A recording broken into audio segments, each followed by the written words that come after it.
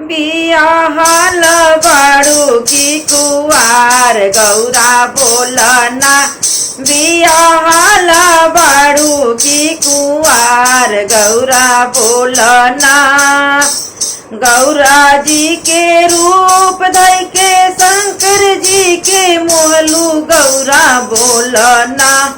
बियाहल बाड़ू की कुवार गौरा बोलना। बियाहल बाड़ू की कुवार गौरा बोलना।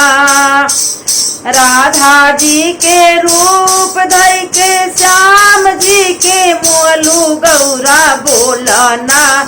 बियाहल बाड़ू की कुवार गौरा बोलना।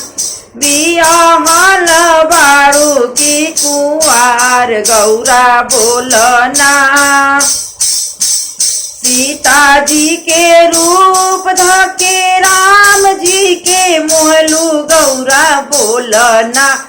बियाहल बाड़ू की कुवार गौरा बोलना।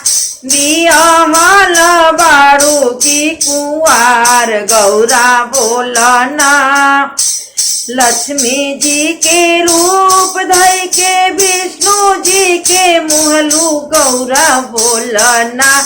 बियाहल बाड़ू की कुवार गौरा बोलना। बियाहल बाड़ू की कुवार गौरा बोलना।